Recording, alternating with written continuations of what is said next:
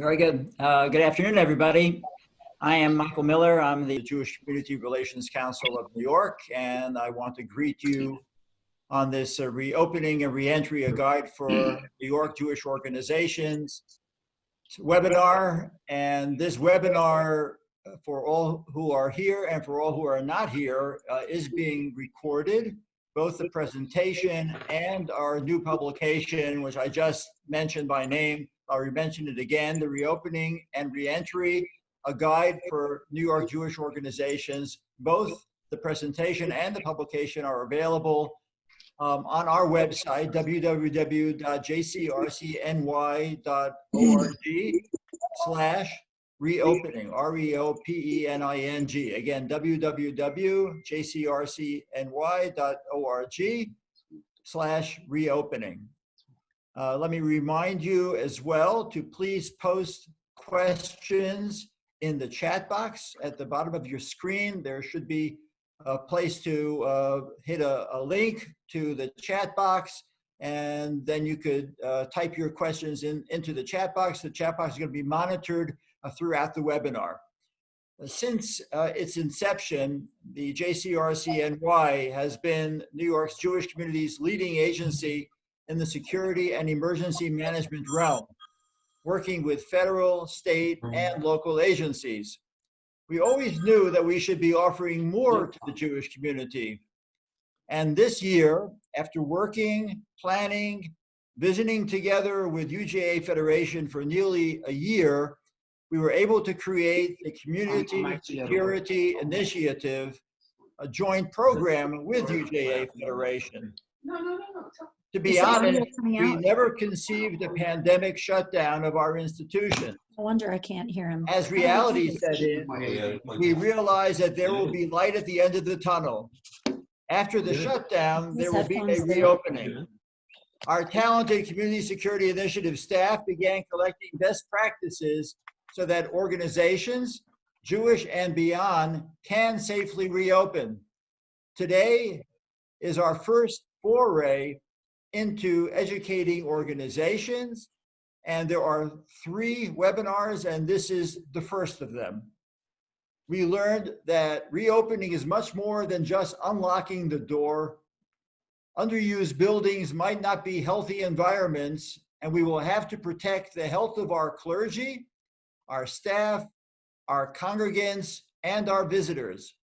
And yes, we will have the old security concerns, and regrettably, some new ones. I first want to thank Governor Cuomo for his leadership in the state of New York and for everything that he has been doing throughout the pandemic, as well as regrettably what's been happening post-pandemic as the pandemic has extended to protect and provide safety for all New Yorkers. I'd like to introduce Michael Snow, our colleague who is the Director of Jewish Affairs for Governor Cuomo, with whom it's always been a pleasure to deal. He's always accessible to us, and he has the ear of the governor as well as all those who surround the governor too. So without any further affair, please, I'd like to welcome Michael Snow, again, Director of Jewish Affairs for Governor Andrew Cuomo. Michael? Thank you so much, Michael. Can you hear me? Yes. Terrific. Thank you for inviting me to join this group, and thank you JCRC and UJA for convening this. I want to be very brief. I'm happy to share greetings from the governor, to share his best wishes. There are 2 things that I want to emphasize when it comes to reopening houses of worship and our shuls and synagogues. The first is that this is a fluid situation. The current regulations, which we'll go into in greater detail, are provisional. They will evolve as the situation warrants. And the second is that this is a top priority for the governor. The governor announced the formation of an interfaith advisory council to provide feedback to the health department and help contribute to the formation of the guidelines and regulations. Michael Miller, the JCRC CEO who was just speaking, sits on that group. It's met so far over Zoom on 3 occasions for very productive discussions. One of my colleagues asked me to summarize the consensus of those discussions, which, if you ask me, sort of revealed a limited understanding of the Jewish community. But in all seriousness, we are reviewing the feedback from those discussions and developing the next stages of the regulations and procedures. And I'm looking forward to hearing some of the discussion and questions here as well. Thank you again for inviting me to join you. Thank you, Michael. We appreciate your participation as well as your input. I'd now like to once again thank UJA Federation for all that it has done to ensure that there is a community security initiative and that this guide is actually being published. And representing UJA on this webinar is Nadine Kochavi, who is the Director of Synagogue Strategy, Community Resources, who will share some of UJA Federation's extraordinary initiatives to support us during this crisis. Nadine? Thank you, Michael. Good morning. As Michael said, I'm Nadine Kochavi. On behalf of UJA Federation of New York, it's my pleasure as the Director of Synagogue Strategy to welcome so many synagogue leaders to this important call, reviewing the guidelines on reopening and reentry of our physical spaces and in-person gatherings. Thank you to our partners at JCRC who have developed this webinar and guide. I also want to thank Michael Snow from the Governor's Office for joining us today. The new Community Security Initiative was born out of a reality in New York as we face new waves of anti-Semitism on our streets. Unfortunately, even in this pandemic, as you'll hear, that has not gone away. Thanks to our incredible donors, we are investing $4 million over the next 2 years to establish a Community Security Initiative, a joint program of UJA Federation of New York and JCRC of New York. Today, you will meet members of this team and learn about their role in helping your synagogue reopen safely. Of course, the needs in our community due to COVID-19 are vast. UJA has allocated more than $46 million to date to meet needs across the New York region and Israel. Our initial focus was on making sure the most vulnerable got indispensable support they desperately need. In addition to the work we are doing supporting day schools and synagogues, we're also helping the human service agencies and Jewish institutions that together are the heart and soul of our community. I just want to share a few examples on how UJA supports synagogues and their members. UJA created a COVID-19 rabbinic response grant, which allocated a total of $600,000 to agencies across New York City, Westchester, and Long Island, which will largely provide supports around mental health, cash assistance, and food services to those who are most vulnerable.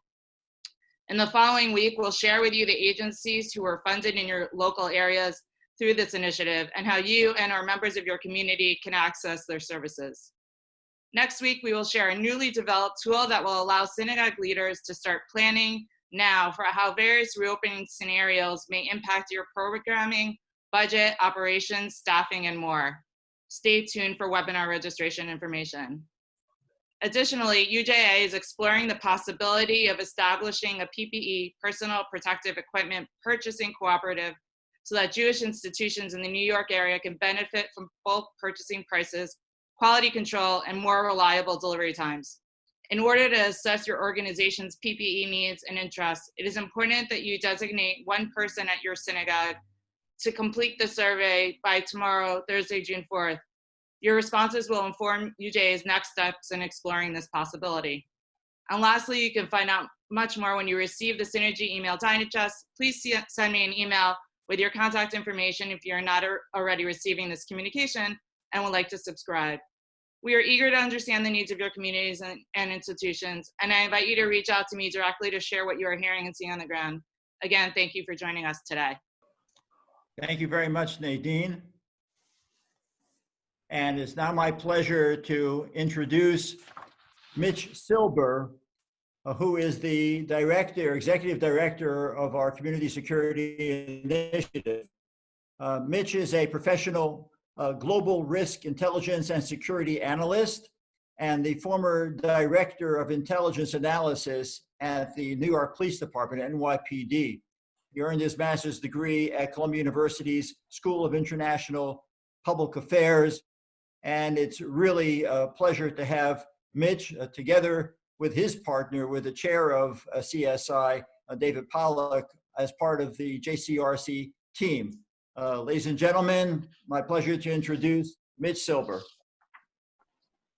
Thank you so much, Michael. So glad so many of you could join us this morning. I'm going to be handing over the presentation momentarily to a couple members of our team who have worked diligently over the last few weeks to try and figure out, what is the guide? What should our best practices be for reopening?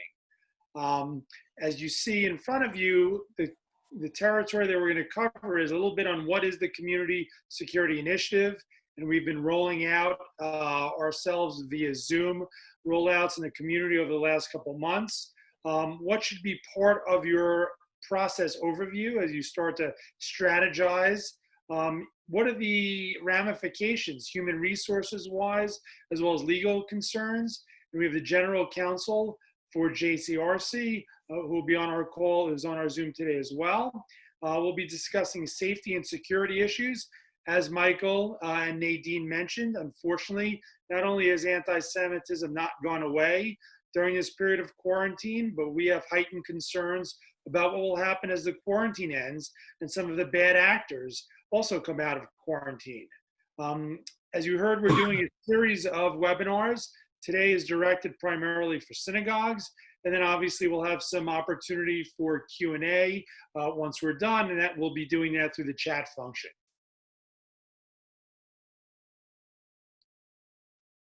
Great. So briefly introduce our team that's on the Zoom today. First and foremost, David Pollack, who many of you know from his longstanding work at JCRC. And from my perspective, when I was at NYPD, anytime we had any security related issue involving the Jewish communities of New York, David was always our go-to person. And it's been a pleasure working with him closely on these expanded CSI community security initiatives. I come to CSI having spent a significant period of time at NYPD overseeing their intelligence analysis program, which meant overseeing all types of counterterrorism investigations in the years after 9/11. And unfortunately, many of those terrorist investigations, many of those plots involved plotting against Jewish targets, whether it was the Riverdale Synagogue or even notional plotting from homegrown and overseas actors. So a lot of the expertise that we're bringing to the table comes directly from that world. In helping you understand our team, we've really recruited what I think is sort of a dream team of personnel, and certainly they've proven themselves in the 3 to 4 months that we've all been together. We've divided up the territory, the catchment area, into 5 regions. And Bill Hayes covers Westchester and the Bronx. Bill worked in law enforcement as a chief for Bedford Police Department. He ran the Westchester County-wide Intelligence Center, so has great connections all throughout Westchester County, and also has special expertise in planning, preparing, and training for active shooter events. And that's a key element. All of the members of our team have brought special skill sets that we believe are complementary and can be deployed over the entire 8-county catchment area. Terry Byrne, who's a former lieutenant at NYPD, worked closely with me during my time at NYPD in the intelligence division. Not only did he handle some of the most sensitive units and investigations, but he was also sent abroad for NYPD, both Washington and Japan. And after NYPD, he worked for the US Marshals, being responsible for the security of buildings, personnel in the Southern District, one of the most sensitive areas in the Department of Justice system.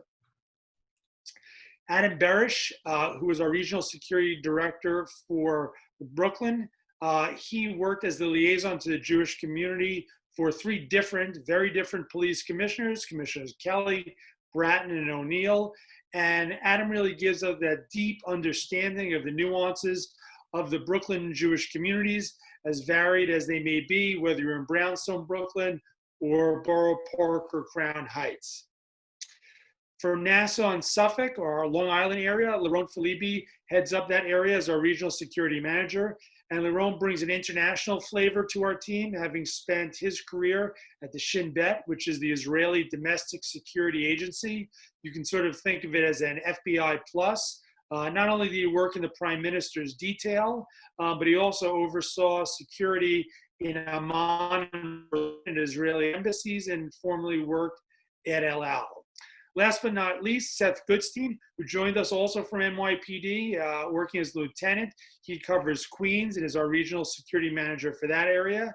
After his 20 plus years at NYPD, he went to the private sector, working for Marriott and being the head of security at some very high profile Marriott locations, including the St. Regis, among others, and very involved in Jewish activities at NYPD and in the community at the Shomrim Society.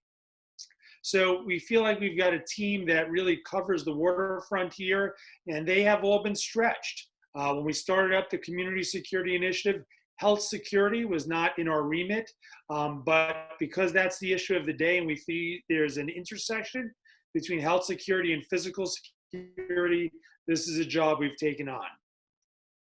Next slide. Great, so I'm gonna hand things over to Seth Goodstein, as I mentioned, who heads up our regional security manager for Queens, and Seth and Terry Byrne, who you'll hear from later, really were in the weeds working on this project with David Pollock to put this guide together, and they're gonna walk you through the next phase in terms of preparation for synagogues. Over to you, Seth. Make sure I'm unmuted. I am. Thank you, Mitch. And good afternoon, everyone. As we begin to move into the phases of reopening, what do we know so far? There will be rolling decisions based on regional and industrial sectors as the impact of the virus lessens. All direction will come from New York State and local officials as to when each phase will begin. New York State will base its reopening criteria on CDC guidelines, and there will be guidance for faith-based institutions throughout all the phases. So what will we be discussing today is reopening your physical building and facilities to welcome back your members. We recognize that many synagogues have remained open by providing virtual options for services, meetings, and other needs of your members. So as we go through the presentation, please know that we are aware that you have continued to be working hard for your congregants throughout this pandemic. Next slide, please. We know there is so much to do to reopen your buildings to members. Look at the big picture and recruit a team. Preparation is the key to success. The more you prepare ahead of time, the more successful you'll be with your implementation. It is easy to feel overwhelmed by this process, and that's why planning now is so important. Using guidance in the JCRC's reopening guide and following government direction. Look for team members that will bring expertise in building maintenance, human resource policy, finances, security, and more. By having as many of these areas covered, you'll be better equipped to reopen in a safe and effective manner. The team should be empowered to identify options, make recommendations, and to implement them. Designate people for specific responsibilities, such as who will notify government agencies if an employee or a congregant tests positive for COVID-19? Who will be your chief safety officer? Who will monitor and check whether the appropriate measures are implemented before reopening and continue to assess over time? Will this be your security committee, your executive director, or other staff? In many organizations, these are volunteer positions. Recognizing that it might be difficult to have volunteers take on these roles, you might have to have team members take on more than one responsibility. While this is not ideal, it is imperative that you have all necessary positions covered. Try to make sure you have the proper amount of people to coordinate the reopening process. That's why preparation now will help. While you don't want too many people involved in the process, you need to make sure you do not have gaps in coordinating your plan. Make your plans flexible as they are subject to change based on what is occurring with the infection rate and government regulations. Keep in mind that it might be necessary to close again. Plans need to include how to implement this if needed. Don't wait until it occurs to plan on how to implement reclosing of your facility. Next slide, please. Prepare your building. Your building has been underutilized or idle for months. All kinds of contaminants might be flourishing in your absence. Have your building systems checked and thoroughly clean the premises. Items such as water in your building should be flushed. Complete sanitizing should be completed before the building opens to make sure that there are no potential contaminants in the environment. This will also give peace of mind to your members, staff, and visitors. None of the old security issues have disappeared, but there are additional issues relating to COVID-19 and the reopening process. Terry will discuss these issues further, but keep in mind that just like we have been staying home, so have the people looking to do harm. As we reemerge, so will they, and we want to make sure it isn't an opportunity for anyone looking to perform criminal acts. Develop processes to ensure ongoing compliance with entry monitoring, social distancing, and cleaning. It's too easy to become complacent. As we start these processes and everyone stays healthy, it can be easy to let our guard down. Once you relax the safety measures, it is possible to have an increased chance that someone could become ill. We are in a rapidly changing environment, and the only certainty is that the rules will change. Regularly check the applicable federal, state, and local websites for updates. Contact us at CSI. We are always available to assist in any way we can. And of course, the reopening guide will be your help every step of the way. Next slide, please. Keep in mind that synagogues are multifaceted. You have employees, congregants, deliveries, and are also places of public assembly. You hold services and convene organizational meetings according to the laws of New York State. You need to be concerned with multiple facets of the reopening safety standards. Communicate with your stakeholders. Stakeholders differ from location to location, but synagogue stakeholders include staff, clergy, volunteer administration, and leadership and congregants. Communicate frequently to make sure everyone is aware of the changes designed to keep everyone safe and healthy. Let people know about any changes. Let them know why something needs to be changed. One of the greatest obstacles to any plan is poor communication. By keeping everyone in the know, you are able to minimize conflicts and confusion. Be prepared to continue organizational meetings online, as limiting face-to-face interactions as much as possible will greatly reduce the chance of infection. One of the silver linings that we have seen come out of the pandemic is that remote video conferences can be very effective. And in addition, we see even more participation than in in-person meetings.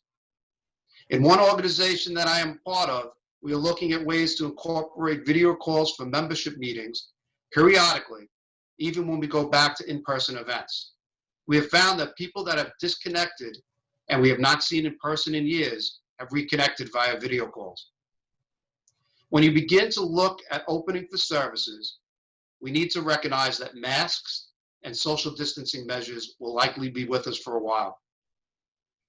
You will need to look for creative ways to accommodate persons that want to attend services in a fair fashion. For example, some synagogues are planning high holiday services that will combine live streaming with a limited number of attendees. They are considering offering seats to those having lost loved ones to COVID and families with postponed bar and bat mitzvahs. Obviously, people will be disappointed if they cannot attend in person, but they will understand being left out if you are fair. We've had some questions from synagogues as to how they can continue to be warm and welcoming with these reopening health measures. Remember, being warm and welcoming always has to be balanced with safety and security. After the recent attacks that have occurred, being safe and secure is a critical component of feeling warm and welcome. Now health safety has to become a component of this. Notification of these new policies is crucial to making this work while keeping a positive environment. Next slide, please. Have your team identify key facility management challenges and think about whether your existing human resource policies should be modified so that you can reopen while protecting the vulnerable. This will be discussed further by Marsha in a few slides from now. You will need to have masks and other personal protective equipment, or PPE for short, on hand.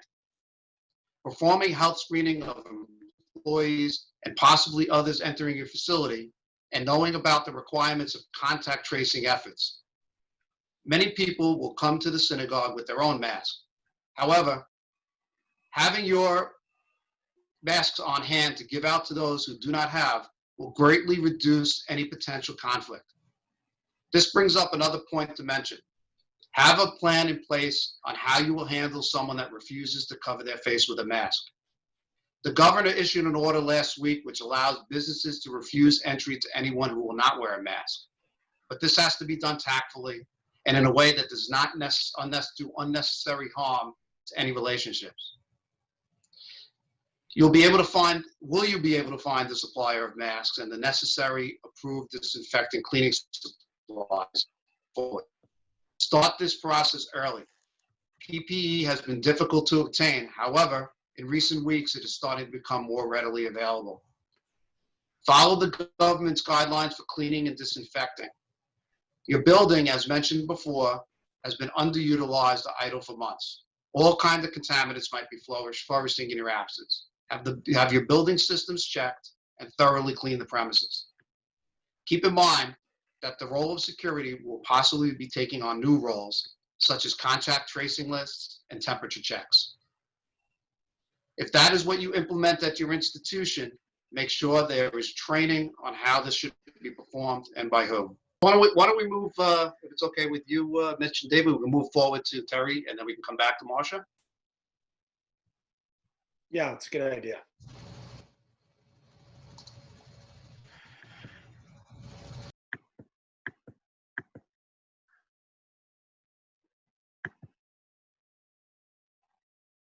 Okay, good afternoon, everybody. Thanks for being with us today. Again, I'd like to extend our thanks to Governor Cuomo and Director Snow and Nadine for helping us with this. Of course, Governor Cuomo for his tireless leadership. We thank him for that and thank him for looking out for us. Thank you all for being with us today. I'm Terry Byrne. I'm the CSI's regional manager for Manhattan and Staten Island. This portion of the presentation is going to be very topographical look at some security-related concerns. Of course, you'll find more in-depth coverage on security issues in our guide, and I hope you will take a good look at it because it's chock full of information. Next, please, Bill.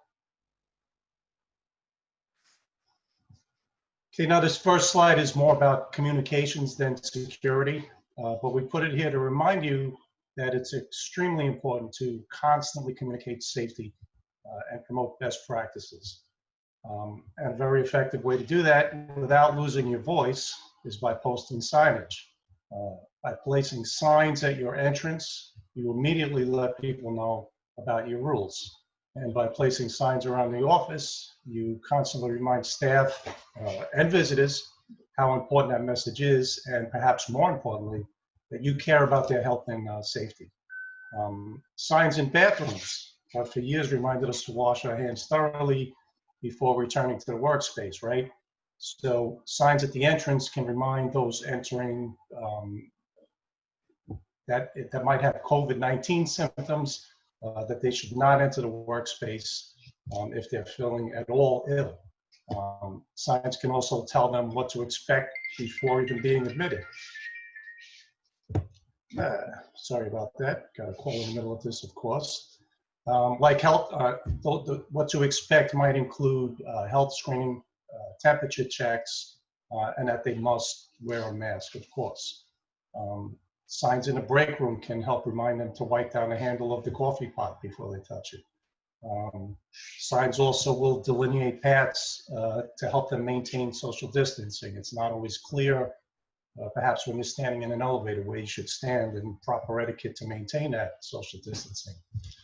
And remember, as I pointed out, all of these messages can help reinforce the fact that you care about their well-being. Please, thank you, Bill. Unfortunately, the security challenges organizations face before the shutdown, as was mentioned earlier today, will still be there when you reopen. The need for heightened vigilance still exists. Additional threats, vulnerabilities, and risks have resulted from the wide-ranging impact that COVID-19 has had on our community. But while our attention has been focused on battling the obvious danger, the virus itself, there are other security concerns that we still have to contemplate. Indeed, while criminal activity overall actually decreased during the New York pause anyway, online extremist activity was on steroids. The ADL has documented a marked increase in extremist activity, both online and of course in the real world, some of it targeting the Jewish community. Not exclusively, but that's one of our concerns. Videos recorded, in fact, during the last week, or at least since last Monday, of nationwide protests have captured displays of extremely violent activities in cities across the US, and of course, including here in the New York metropolitan area. On Sunday, May 31st, the Jewish Telegraphic Agency reported that during protest activity over that weekend, a synagogue in LA was vandalized with intimidating graffiti containing hate messages, while several Jewish businesses were damaged and looted. And in Richmond, Virginia, another synagogue had a window smashed. Here in the New York area, while there's been plenty of civil unrest, looting, and other destructive behavior, thank God, other than this Monday's desecration of St. Patrick's Cathedral with hateful graffiti, there are few, if any, reported incidents specifically directed at houses of worship. But this still bears close monitoring. Earlier Sunday, Mayor Bill de Blasio blamed much of the violence on a small group of well-organized anarchists. Governor Cuomo also weighed in saying, quote, "There are people who are using the protest as a cover to steal and to sow the seeds of anarchy." And you hear that word again, not a very nice word. And federal law enforcement officials say these outsiders could be anarchist left-wing groups like Antifa, known for their militant opposition to fascism, or far-right groups like white supremacists. This all suggests that there's a potential for an uptick in anti-Semitic acts or incidents once reopening commences. Reopening, after having been closed for an extended period, may attract the attention of potential bad actors. I think Seth mentioned that earlier. And as I pointed out, these threats can be presented in the real world or in the cyber realm. But simply receiving mail-in packages now calls for heightened security measures. So consider the risks posed by the new situation and develop plans to minimize those risks. Think through how changes in just your facility operation and internet security can alter your risk profile for the better. Then make sure that you develop and have your safety and security plans and resources in place before opening. Next, Bill, please. I don't want to get too deep into the weeds here. I think you'll find our reopening reentry guide quite granular and full of links that can expand upon all of the topics that we cover today, including security. So just another couple of quick items. At CSI, we've already fielded some very good questions concerning getting congregants and other visitors into their facility as quickly and safely as possible. It's always a challenge to move a large group of people through a limited entrance. Before COVID-19, many institutions have long required that those entering the facility be screened by security personnel. And they've also managed how to manage that process. But health screening, which will likely be mandatory, will require visitors to answer some health-related questions and have their temperature checked. In addition, you're probably going to have to take attendance, since identifying who has occupied the space becomes crucial should contact tracing efforts become necessary. So these efforts are only going to add to delays at your door. Delays at the door means that lines are going to form. This presents an increased safety risk to those that are queued outside. Pre-registering like we did for this meeting, or pre-screening your attendees. You might want to explore putting together a gazebo outside the front door, or seeking a permit to temporarily close off the street. Look, despite any government or local guidance, some folks may just not be ready to spend time around those outside their social bubble. So rather than discontinuing live streaming, consider adding or continuing the use of those remote services. And some may push back on such measures like health screening. So be prepared to deal with people who don't want to submit to screening and those you might have to turn away. Whatever you do, consider the security implications. Every effort should be made to keep people safe while they're trying to access your facility. Many organizations have employees working from home, even before the stay-at-home orders. Working remotely is new for many organizations and their employees. Employees are now working from home with little or no internet security measures in place. COVID-19 continues to be used as a pretext for various scams and phishing attacks.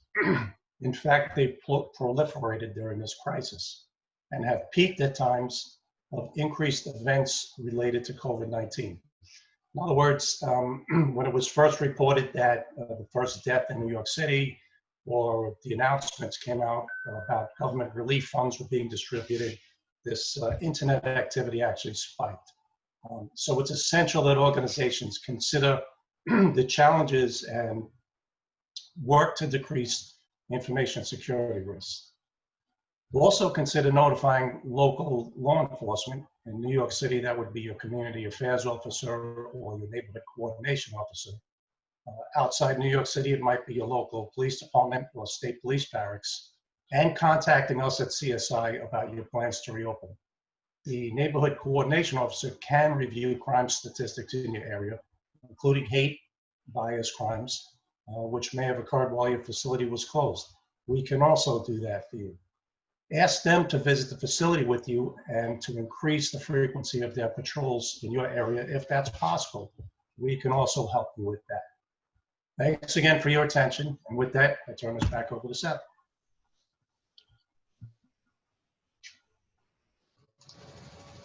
Thank you, Terry. One second. Is Marcia with us? Did you reconnect? Hi, Yes. I'm here. Hi. You wanted Bill? I just wanted to introduce Bill Hayes, who's our Westchester Security Manager. That's part of a program that we do in conjunction with the Westchester Jewish Council. And Bill, can you set it back to slide 14? Certainly Please. can. Give me just one moment. 13. No problem. And I'm going to share my screen in just a moment. Can anybody see that? Not yet, right? Not yet. Okay, give me just. Sorry for the technical glitches. Coming right up. How are we doing there? Okay. Good. Okay. Marcia, you're on. Okay, sorry for the whatever. I didn't get on where I was supposed to, but it's still, everything's good and it's all one bit of planning for everyone. I'm going to be covering some of the legal matters that you need to consider and some human resources concerns and planning. The important thing for everyone to realize is that legally all employers, and synagogues are employers, have a duty to provide employees with a safe workplace free from known hazards, and obviously COVID is a known hazard. Complying with this duty of care for employees will be very useful for planning all of the policies or procedures that you need for all of your stakeholders. It's a good beginning start. Next slide, please. Okay. The other thing you should be doing while you're planning is there may be some kind of federal or state legislation eventually that might shield businesses from COVID exposure or liability. But we've heard that there's already been some lawsuits that have happened, and also many of the existing insurance policies have exceptions which may limit anyone being able to get claims answered by insurance companies. One thought we have is that if you discuss your opening plans with a risk manager, which is part of your insurance company, that he or she can help suggest additions and other ideas for your plan. Generally, you can get to the insurance company by using your broker, and they will facilitate that kind of conversation. Then you will be going forward with sort of best practices from your insurance company, and they know what you're doing, which is pretty useful. The other thing to do, check with your legal counsel or some that on human resources matters for employees and stakeholders. You have to ensure, and probably need some guidance at some point, because there are federal, state, and local laws which need to be looked at together so you figure out how you should be planning for your organization. Next slide, please. Okay. The major thing to do is, just because the synagogue is so many different kinds of things to so many different kinds of people, is you need to think about all of your stakeholders. That is your staff, your congregants, visitors, if you have schools in your synagogue or childcare, you've got to really be thinking about who's going to be coming through your doors. And you want to have policies that will make all the different categories of your stakeholders comfortable, knowing that you have sat there, planned, and figured out what they need for their health and safety. One of the things you should be considering is looking and developing some temporary new safety policies and procedures that will allow you to reopen in a safe manner and comply with all the different laws. It's important that you communicate whatever changes and policies you're going to be putting into place. You need to do it frequently because things may change over time, as we've all seen that happen. And you need to make sure that they know what's happening. Some places have even suggested requiring, when you send out notices to everyone about how things are going to happen at your facility, that they actually, you ask for them to acknowledge the receipt of what they got, and also that they understand the changes. The other issue that you have, which is mostly focused on employees, but then if you have employees being safe and procedures for making sure, then you will probably make your facility a lot safer for everyone else who comes in contact with anyone in your facility. If you don't have a sick policy, the problem is that mildly symptomatic people might show up for work, which is just not a good plan. If you don't have a leave policy at this point, it's time to draft one, and there will be people and places that will be helpful in that. Actually, New York State and New York City require employers to have such a policy, and I haven't seen any exemptions for synagogues or houses of worship. Most employers are required to have a policy, and New York City and New York State at this point have been requiring, depending on how big the employer is and how many employees you have, that you have at least 5 days for sick days, and for bigger employers, 14. And it's very important that you think about that, and also you can add into any policy that you have that a sick employee can access New York State disability to help cover them during their time away from work. There are many other acts. New York, the feds, the New York State and New York City have been very busy passing emergency laws. The feds have the Family Medical Leave Act, which has now been expanded to be the Family First Corona Response Act and the Emergency Family Medical Leave Expansion Act. Some of them only cover certain size employers or certain issues. But you should know that they are out there and they may prove to be helpful. New York State has a COVID-19 sick paid leave, which covers an employee's quarantine time or if they're ill. New York State also has the regular Paid Family Leave Act, which allows employees to get paid leave of up to 10 weeks to care for an ill family member. New York State has a safe and sick leave time, and you have to do, it's the 5 or 14 days, but it's good for, again, for COVID-19 matters. Employees who are quarantined or sick or taking care of sick relatives or children due to mandatory school closings. So there are things out there to add to or have instead of have your own policy. Next slide, please. Okay. This deals with what is really a moving target. There are many places that have started doing daily infrared thermometer checks at the point of entry. Other places are using daily questionnaires, asking a person's exposure to others who may have contacted COVID-19, and other places are requiring both, and others are requiring self-reporting on symptoms or the lack thereof and possible contacts. One thing that we discussed in the team is that keeping daily attendance is really very important, not just for the employees, but for others entering the space, the facility. That means members, congregants, etc. It helps to ascertain who might be sick and who might have come in contact with an infected person. And it goes to the plan that you can actually help in figuring out who was contacted with whom and who's been near whom. Temperature results and questionnaires and anything like that have to be kept by the synagogue, and they have to be filed in a confidential folder, either paper or digital.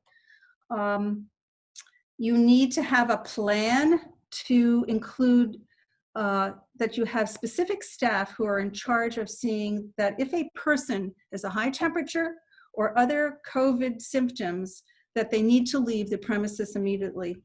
Also, you should think about planning to provide that person with assistance by some prearranged transportation to get that person home or to a medical facility. Then the area where the possible or in fact infected person was needs to be physically cleaned and thoroughly disinfected as soon as possible. You also need to write up a report on the incident and the actions taken, and that should be filed away also, so that you know what you've done. You have a game plan if it happens again, but it's also what have you done in this day. And it's important in terms of reporting, when you report to you need to report to a public health office in your area about what has happened in your organization. If someone actually is sick and infected, that needs to be reported to the public health office near you. And you should have that information as part of your plan. You need to give the information of who was infected, the symptoms, where the person was sent, and also be ready to assist the public health office with any other information you can shed light on about possible contactees so that the tracing can begin. And that's very important. That's part of the New York State plan that we have tracing. The next slide, please.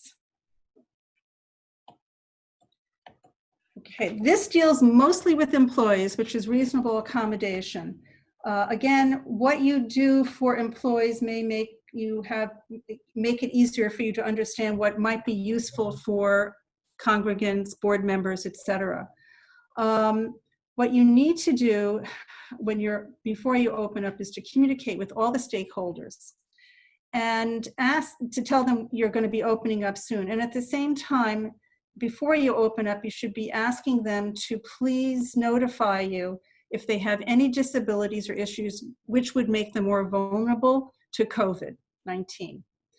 This will help your team make plans because they will have a better sense of what you need to plan for in opening up the synagogue. And for different stakeholders, there'll be different solutions. You have to remember to be flexible. Don't ask anyone individually. Don't presume certain things. Let them come forward with the information and the request. And there's no special required phrase for asking for help or accommodation. It's just the request. For employees, that's from rabbis to maintenance workers, etc. This request for information has to be done carefully because you could tend towards possible discrimination claims under the American with Disabilities or age discrimination employment. And actually, the federal government came out with a guidance saying that you cannot bar employees from returning to work just because of their age or some underlying health condition. You should be thinking about having a clear policy about any kind of discrimination and communicating that to all the stakeholders. And I find that's a good way to set your organization's culture for both safety and health and focusing on how to navigate on this ongoing threat together. Accommodations are covered under federal, state, and city laws. And in New York City, employers are required to have a cooperative dialogue with an employee about their needs for accommodation. Under any of the laws, though, the employers need to only give an employee a reasonable accommodation, not just what the employee wants. And the definition for now under COVID-19 is a reasonable accommodation in our current situation is that which reduces the exposure to COVID-19.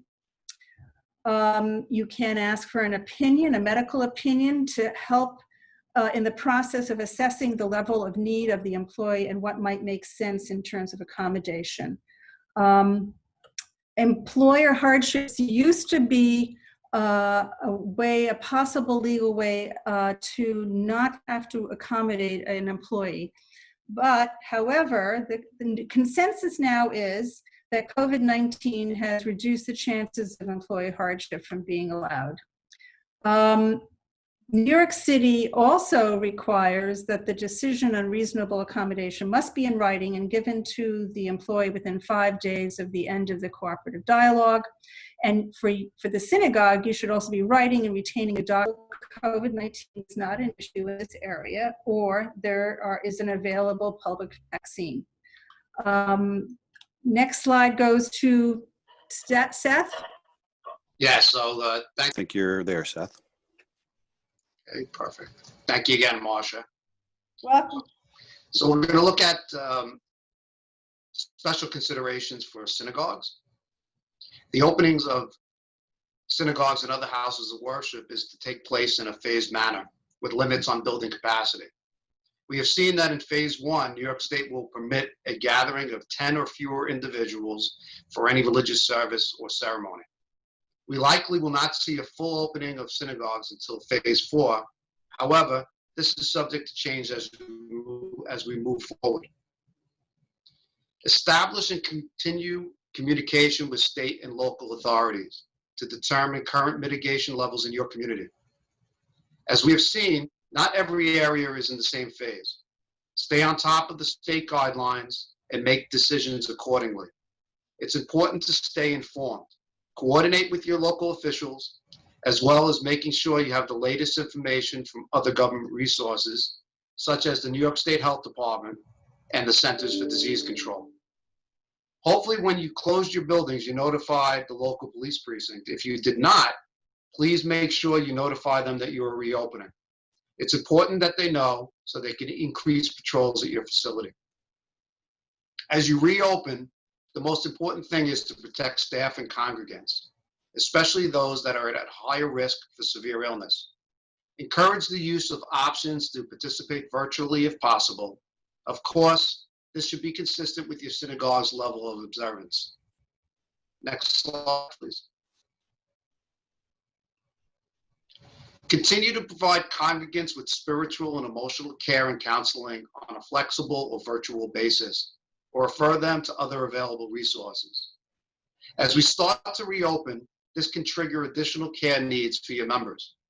Not everyone will feel comfortable coming to a large gathering, even when social distancing and other safety measures are taken. Outside groups that use your building must conform to your reopening plan, as well as government guidelines. This includes groups that rent space, other organizations that are permitted to use meeting rooms at no charge, and any individual synagogue group. Include all stakeholders in your plans in order to get a buy-in from them. Inclusion will make the process and uniformity of implementation easier. If the facility offers childcare or educational programming for children and youth, follow CDC guidance for such programs. It's important that the guidance is followed in order to maintain the health of the children, staff, and parents. We will be having another webinar specifically on the topic of schools on the 10th. So if this applies to you, it'll be beneficial for you to be on the call. Steps should be taken to discourage vulnerable populations from initially attending services. It is important to think about what steps you can take to separate vulnerable populations from others in order for these members to attend services. One idea could be having services for vulnerable populations only, separate from others. This does not eliminate risk from each other, but it can help limit it. Another option is to limit gatherings to those that can be held virtually by remote viewing for vulnerable populations, and consider video streaming or drive-in options for services. This will also be consistent with your observance. A good step to take before reopening is to reach out to your older population and ask people at higher risk to notify you about their concerns. Maintain social distancing consistent with government guidelines. We mention this throughout the presentation often, but it is extremely important to stop the spread of the virus. Next slide, please. Mandate the use of face coverings among adults and appropriate age children at all gatherings and when in the building. Once again, follow government guidelines. Consider temperature checks and health questionnaires. With employees, routine screening should take place. This would include touchless temperature checks and a health questionnaire to determine if anyone is exhibiting symptoms of COVID-19. David will be discussing considerations for congregants and how temperature checks can be performed on the Shabbat and holidays in a few slides. Have adequate supplies to support healthy hygiene behaviors, including soap, hand sanitizer with at least 60% alcohol. Stock up on these supplies prior to opening.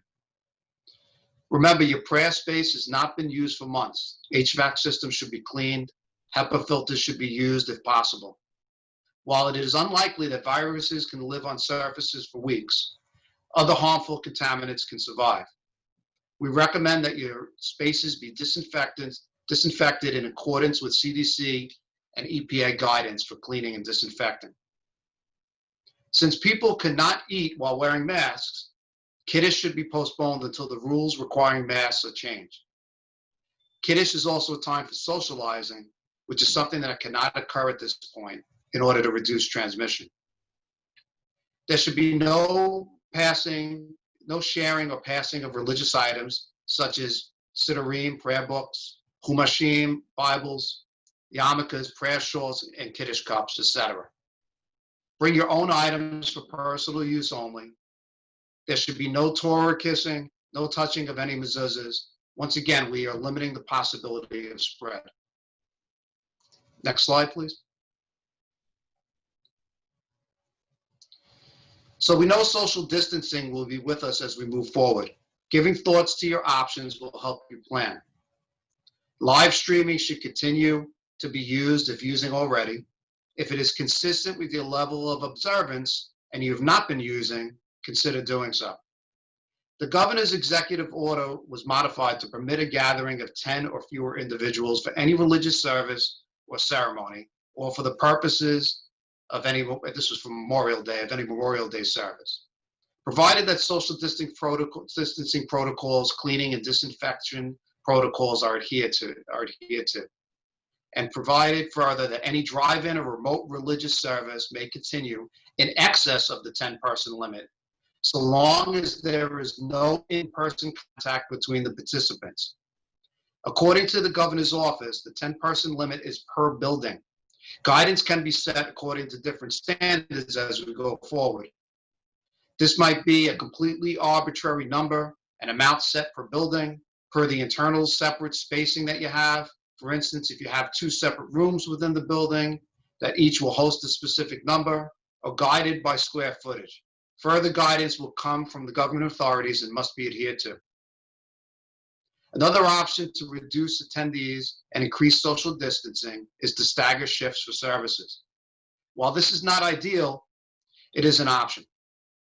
This might cause the necessity to shorten individual services in order to accommodate everyone in a reasonable period of time. Consider installing a tent or tents outside your facility in order to spread out congregants and maintain proper social distancing.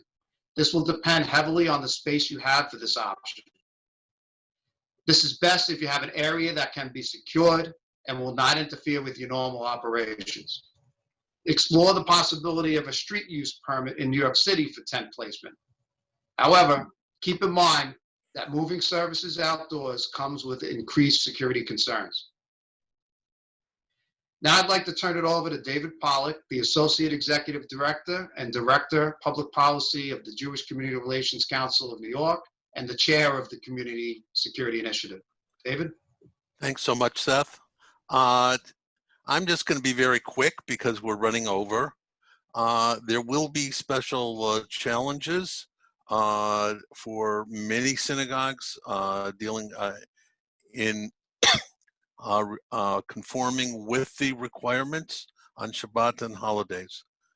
2 key points. One is that it will probably be necessary to take attendance at every one of your events, including services. So how do you take attendance at services?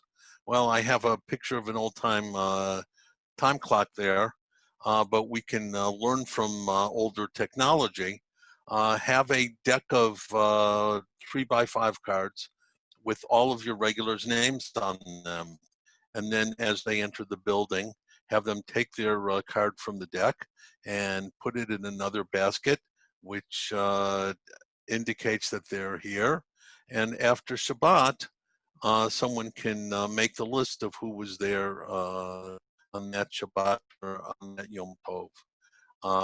That's, the idea of contact tracing is going to be the key to keeping us on track and minimizing any new waves, because once someone is symptomatic, the contact tracers have to find everyone who has been in contact with them within 72 hours. So being able to quickly and readily hand over a list is critical. Number 2, it is highly likely, and by the way, it's advisable to do temperature checking and symptom checking as people enter the building. So how do you do that on Shabbat?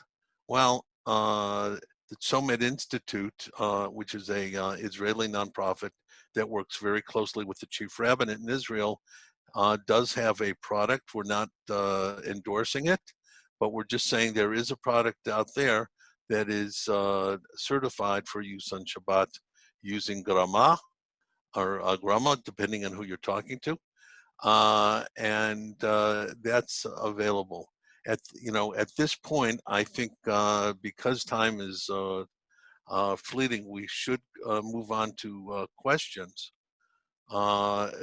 First of all, before we do that, I want to reiterate that if you go to the address jcrcny.org/reopening, then you have our guide. The guide has everything that we've spoken about today, plus.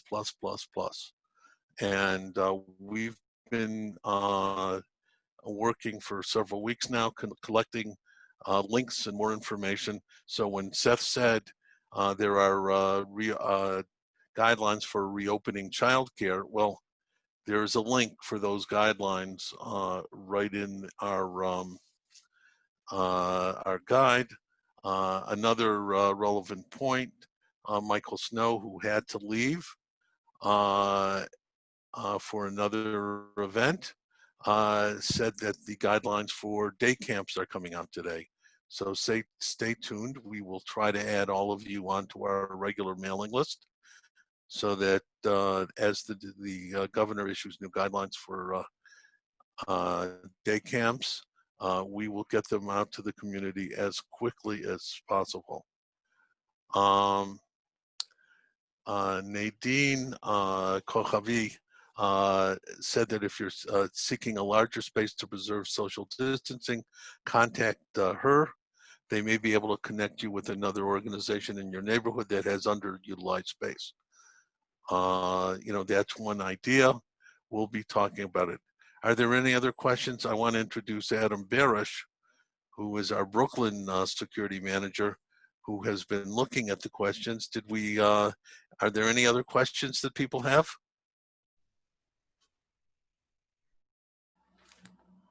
Yeah, David, you want me to read some? Yes, please. Okay, this one's from Enrique Torres, a Congregation Emmanuel of Westchester. Enrique asks, I was wondering if you have a sample of a form or log where we can record all the steps taken during sanitizing, containing the tasks, name of person performing the tasks, areas sanitized, products used. This way we can prove what we did if the information is needed. We have a checklist. It does not include who did it and when. So, but the guide does have a checklist in very, very granular form, because none of us really know all of this. We were very fortunate, and we wanted to thank the building management firm Cushman and Wakefield. With their permission, we stole many of their recommendations for their buildings, so that people will understand that but the issue isn't only doing it on the way in. We also have to make sure it's done on an ongoing basis, so that if you have a break room, if you have a common coffee pot, that should be wiped down on an ongoing basis. Adam? Yes, this one's from Jeff Capellas of Westchester.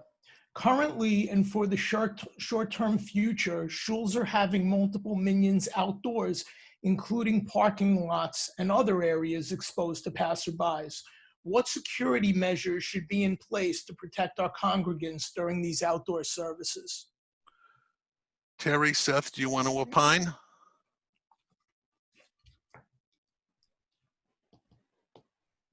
Well, obviously, if you're going to have services outside, you're going to have an adequate number of security guards to police that space.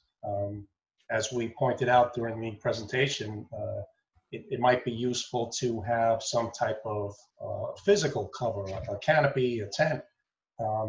This way everybody's not watching what's going on, and it provides just some sense of privacy, and it's easier to separate the participants from people that might be passing by. Seth, anything? No, the only thing, thanks, Terry. So the only other things I just want to mention is, as Terry's bringing out, is security is an issue. So if you have security in place, you now could start to think about where you could deploy them as necessary for your outside services that you have. If you don't have security, it's a different obvious problem that you have, because now you're exposing yourself further. When you had services inside, you were in more of a secure, you could lock the doors and so on and so forth. So I would definitely notify the local police department as to what you're doing. If you're in New York City, the neighborhood coordination offices, and you can come up with a plan where hopefully they could provide you with additional security protection. I would reach out to the auxiliary police as well, although they're not an armed component of the police department. Wherever you are, and that could be in Westchester or out on Long Island, they're still uniformed. They still have radios that are connected to the police department, and they provide a level of deterrence, and it's also free. So it's something you won't have to pay for in addition to. If you have a secure or more secure location, maybe in the back of your facility, something that's not out on the street, would be a better option than putting things right out onto the street where passerbys would see it. This way, it's more contained in an area that could be controlled as well. But there's always going to be, obviously, as you move things to the outdoors, more vulnerabilities that you're going to have relative to security concerns. It's going to help you with social distancing, but you always have to keep that in mind. So the different things, and depending on where you are, I would encourage you to reach out to your regional security manager, and one of us, wherever you're located, can speak to you one-on-one and try to help you in your particular situation, go over some more information. I know they posted all our emails on the chat, so please take a look at that. And if whatever location you are, reach out, we'll make contact with you. Once you reach out to us via email, we'll provide you with our cell phones, and we're always available to assist and figure out what we can come up with as a plan for you. And look, two of the things that we promote during this program is the use of paid detail. Again, not to keep talking about New York City, but it's a greater part of our constituency, has the paid detail program. And the price is right. And for the price that they're offering, you're getting a professionally trained armed guard who's in uniform, represents the whole department, and has the biggest gang in New York a radio call away. And believe me, from experience, if he gets on that radio and says he needs help, you're going to get it quicker than you could ever get help by dialing 911. Another program that we promote is the Community Security Service. I don't want to get into details about that. You can contact us about that, but essentially what you do is train some of your own staff or congregants to become part of your own volunteer security force. Not that they're going to go out there and putting handcuffs on people or making arrests, but they're another set of eyes and ears that can, while people are paying attention to services, they can be looking in the other direction and looking for things that just don't look right. Thank you, Seth and Terry. One other thing is, yeah, it's really good to have ballistic cover. Walls provide that, but, just think of concealment, that people should not be seeing you from the street. To see that there's a group of people standing out praying, that might be too tempting a target. Use canvas, use bales of hay, things that can be inexpensively put in place that really protect you from prying eyes. Adam, another question? Yes, this one's from Ann Goldhirsch. Ann asks, is there any expectation that the number of people will soon be increased beyond 10 in order to allow women to participate in Orthodox synagogues? Ann, I feel your concern. The idea at this point, Michael Snow, at the beginning of our presentation, said that this is a fluid situation, and this will be increasing. We hope soon. It depends on that the numbers continue to look good, and the Interfaith Task Force is working to increase that number. Thank you. Okay, this is from Rabbi Michael Klayman, looking for some guidance on this. We just had a board of rabbis meeting with Dr. Koh, an expert on infectious disease at Yale University. He stressed the person-to-person transmission, as while not negating the need to clean, he suggested that we don't need to go insane with excessive cleaning. The close contact, singing, etc. is a greater concern. He also suggested that for live streaming, even if a rabbi and cantor are the only live people, the singing transmission of the virus is a concern. The ideal would be to have the cantor in a separate room. Bottom line, opening our buildings for inside activities is a concern likely to linger for several months. Thank you, Adam. If you notice in the guide, the CDC changed the contact, the disinfecting and cleaning recommendations to be consistent. You not only have to be worried about COVID, but for example, since your HVAC systems probably have been either not used or underused, you have to worry about Legionnaire's disease, you have to worry about mold. And so cleaning is there. He's absolutely right. Person-to-person transmission is is critical, is the critical issue.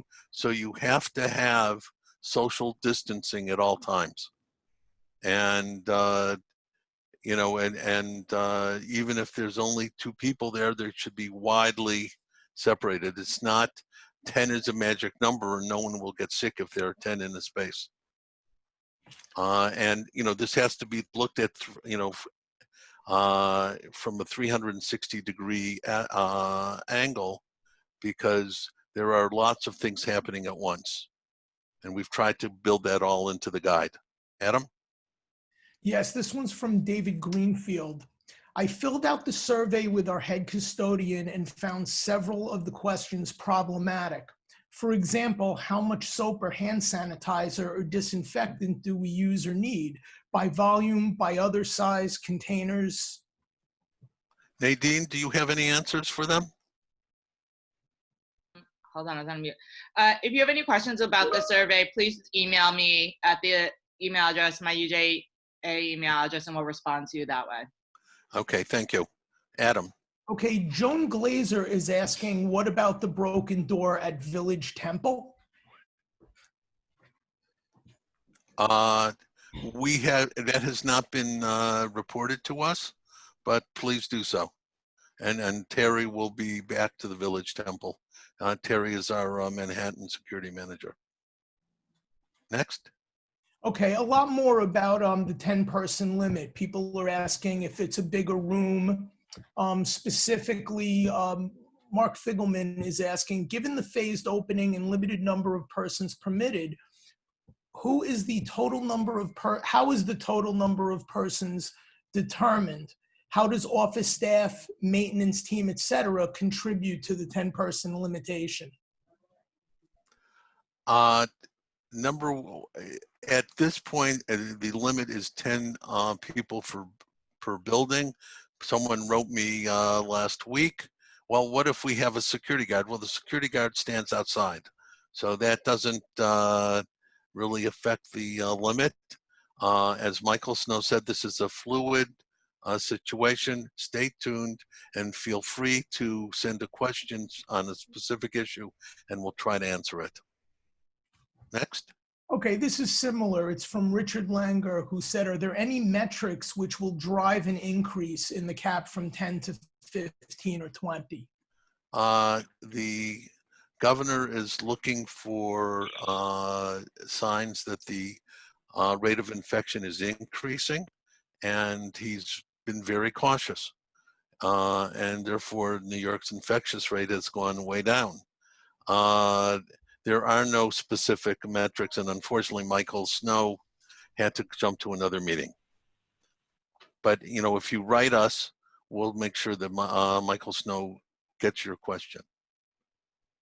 Okay, on that topic, Shira Goldman writes, our shul is planning to start with outdoor services in our parking lot. Would it be reasonable to have more than 10 people, i.e. 10 men and 10 women, at such a service? We want to comply with the guidelines for numbers, but we are an Orthodox shul and want to be inclusive of men and women in our services. There's no specific guidance as of today. There is the governor's executive order talks about drive-in services with no contact between individuals. So, you know, easily if you're in your parking lot, you can fill your parking lot so long as everyone sits in their cars. Of course, that makes it more difficult to stand up. That's a separate discussion. It's a fluid situation. We can only give you the information that is available today. Adam? Yes. Is COVID symptom reported to the Department of Health or a separate agency? Thinking DOH could be overwhelmed quickly. DOH has thousands of contact tracers available. That's one of the metrics that the governor has put into place. And a shout out to the Bloomberg Foundation because they're developing an app, and training in conjunction with the Bloomberg School of Public Health to do contact tracing. That's all in place, and it should work. But this is government. What can I tell you? Barbara Reese asks, what level of air circulation assessment is advised to determine if our inside space, which is very large, is advisable relative to our very small outdoor space? Thank you, Barbara.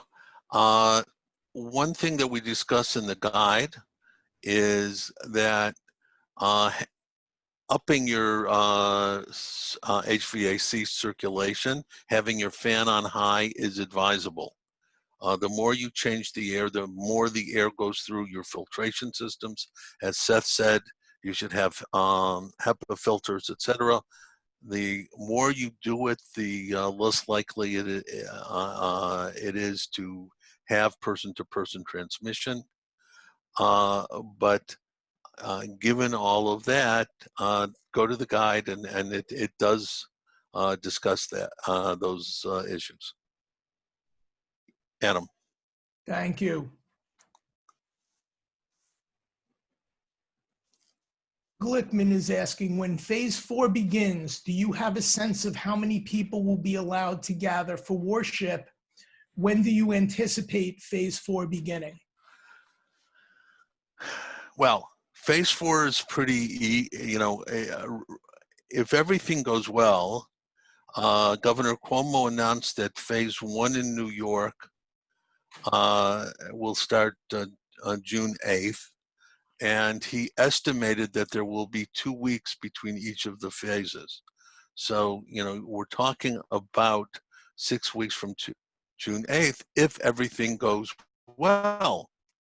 But, you're going to have to tell me what going well is.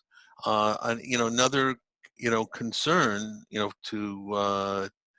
to answer something that's synagogue specific is many synagogues have multiple spaces, and it may be that there will be small groups who can gather in multiple spaces within a building. That may be done before, coming to groups of 25 or 50 or 100. But there will always, for the foreseeable future, there's going to be a limit based on social distancing. So you can only get so many people in your facility and maintain the 6-foot distance. So that's going to continue to be a limit. Kara Glickman has less of a problem with that given some of her facilities, but it's still something that we have to talk about. Okay, let's do one more because we're running out of time. Yep. Does the guide have any info on technology resources that are available, such as equipment needed for Zoom and streaming, etc.? Terry, you talked about that a little bit in your security piece. It's not, didn't get into a lot of detail about stuff with Zoom on the technology. And the thing with Zoom is that the host, Zoom actually got a lot better from when this first started. There is a lot of things that the host can do before the meeting starts to limit the possibility of Zoom bombing. And unfortunately, I was informed earlier today that one of the synagogues in Manhattan was the victim of a Zoom bombing attack. We have to get more on that later. It was reported just before we got on. But a lot of the instances where that occurred, it was because there was some security measures that are built into Zoom that weren't taken before the meeting. I won't get into details about that, but if you want to email me, I can send you the information from Zoom.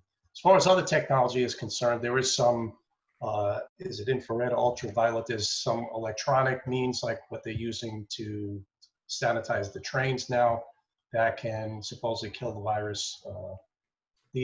A lot of these newer technologies, though, have not been certified by the government. It's the same thing with the contactless thermometers. Some are better than others. it's probably going to be one of those instances where you get what you paid for.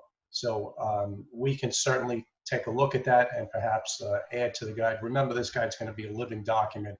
We're going to update it as things change. And it's going to be like New York weather. Give it a little time, it's going to change. Thanks, Terry. Terry made an excellent point, and that is that we have an incredible dream team out there of regional managers who are there to answer your questions. So if you have a specific question on Zoom or a live streaming, either they'll have the answer or they will help you find the right answer. Some of the there's a lot of information on live streaming out there, and we'll find it and we'll get it to you. We're here to help.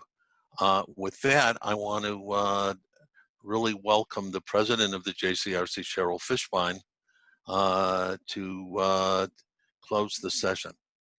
Thank you, David. And I'm just going to reiterate a bit of what you just said, that we are so proud of your dream team, you, David, Mitch, and all of you who presented today. You were fabulous.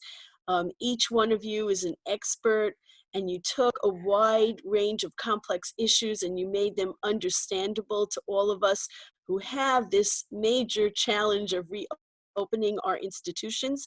And we, of course, owe a special thanks to Michael Snow, who left a little earlier from the governor's staff, who took time out to be with us today. But the whole team, as David said, each of our regional security managers is available to answer your questions, to help us in this challenge. Please go to the guide, look through it. It's fabulous.